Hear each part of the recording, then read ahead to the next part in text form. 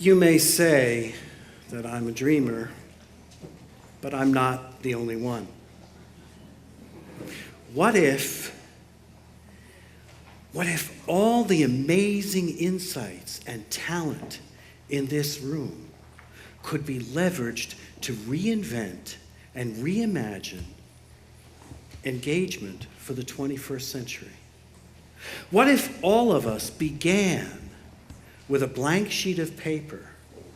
How would we think and rethink the relationship between workforce and companies? How would we change that? Ben? Equally important, everyone who works, could we reimagine engagement so that everyone who works can achieve their dreams and goals, not just company dreams and goals? Is that possible? Could we pool all of this talent in this room to achieve that, to reimagine engagement? Both the experiences we all have in being engaged and the metrics that we use to track those engagements.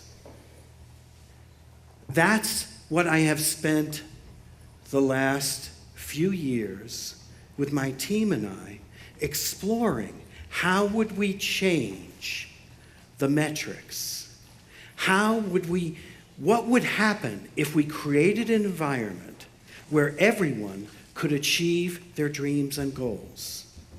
Now, to do that, we first had to track how are we doing right now on that, because that's a question none of our engagement surveys are asking. So we did track that. Several thousand people across the world. That's what we found. For the average person in the mainstream workforce, only about 10% of us, when we asked, can you achieve your dreams where you currently work? Only about 10% of us said yes.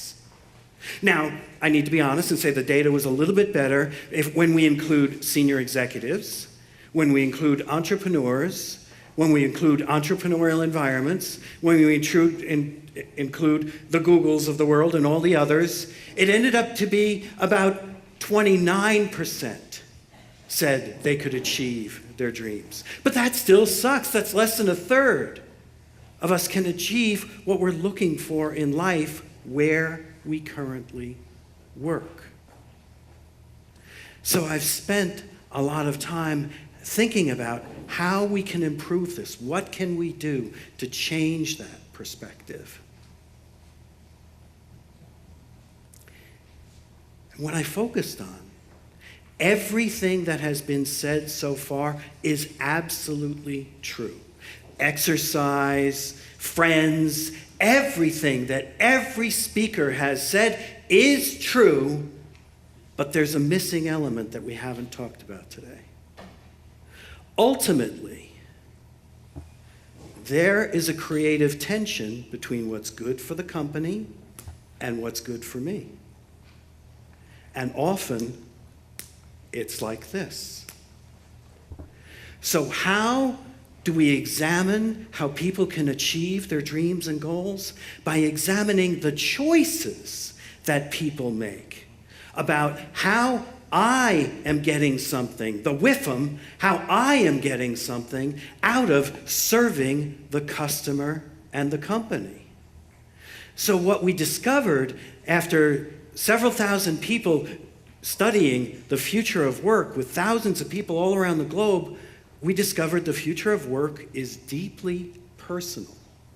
That everything we talk about, whether it's exercise or wellness or taking time off or vacations or this or that, it all comes down to choices that we must make. So the metrics that we studied, my team and I, over the last few years, is how do people make choices that are best for all the stakeholders, customers, company, and me.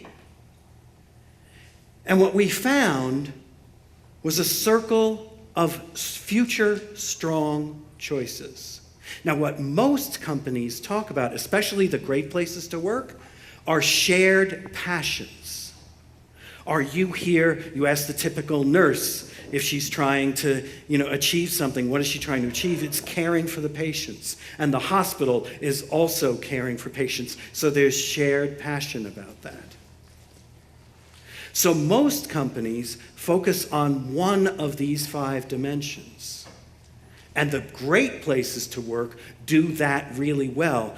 They seek and they hire for, are you passionate about what we're doing as a company? So that's a great start, but that is only 1/5 of what we discovered was important when it came to truly aligning individual needs, company needs, and customer needs. The others, as we go around the circle, first is know thyself. And this actually is the worst metric of all. And you all know Marcus Buckingham's, the Gallup and, strengths. What we found was an 80-20 rule of inner knowingness. That 80% of us think we know who we are and what our strengths are and what our weaknesses are, but don't. And we've only done about 20% of the work to do that. So the first thing is inner knowingness. If you are going to create a balance between the company, the customer, and you have to know you. And ultimately, yes, this is the employee's responsibility, but we need to create environments where people look for that, where people coach for that, where that's built into managers. Do you really know who you are? And we all know the profiles, whether it's DISC or anything else. There are multiple ways to assess this. But the key thing I want to leave you with is this starts with knowing yourself, and 80% out of every 100 people that are working in your companies think they know who they are, but don't. So there's know thyself, there's shared passions. There's also risk and innovation. I liken it to your financial portfolio. If any of you have investments for your retirements, you probably have a portfolio that has some safe money vested away, some that's moderately safe, and some that's risky. But, for many of us, that would be small. We don't want to risk our retirement savings. But it's a portfolio. Everyone who works today, we are in such a disruptive world that all of us need to be disrupting ourselves more than we are right now. All of us in this room are too comfortable with how we did things yesterday, and how we're going to do things tomorrow looks just like today. We need to get much better at disrupting ourselves. So we need to analyze and look at and collect metrics on each individual's and team's ability to take good risks towards innovation. Fourth is sacrifice. Currently, because the implied employment contract was broken decades ago, overall, most of the hardships that most employees out there are taking benefit the company or the customer, but not them. So it's really, how do you take educated hardships? Yes, I'm going to steal time from my kids tonight, but ultimately this is good for me and our family. How do all of us, because the future is going to be so disruptive, there are going to be immense hardships forced upon all of us. How many of us have the strategic abilities, the inner knowingness to know this is a good hardship, this is not? That is also part of the Future Strong circle of choices. We need to get better at making choices around hardships and sacrifice. And the final one is reliance. It goes above and beyond teamwork, even above and beyond friends. Earlier, you spoke about somebody having their back. One of the people, I remember that from this morning. Reliance is a team relationship, the most intense I've ever seen when I was consulting for the U.S. Navy SEALs. And these guys have each other's back. They literally have each other's lives in their hands. We need to build team relationships and friendships in such a way that I know your portfolio of projects, it's helping the company, but you've told me your personal goals and you're not furthering your own life goals. Let's talk as friends. That's what reliance is. It's above and beyond. It's having each other's back. And we discovered these are the 5 factors that boil down to choices that each of us make that relate to whether or not company and customer and individual and team alliances can happen. What we found, and you experienced this on your walks out in the garden, is if we add all this up, the metrics behind this show that somebody can be future shackled, they're too stuck in their ways, somebody can be future passive. By the way, this is the majority of the workforce, statistically probably the majority of the people in this room, that we are future passive, that we take a few risks, but I don't want to go too far, but we do mostly what is good for us now. Future passive is kind of sticking our toe in the water, but not enough. Being more risky, and innovation is in all of our futures. And future strong is when you're making choices together as an individual, as a team, and as a company that build a better future for all the stakeholders.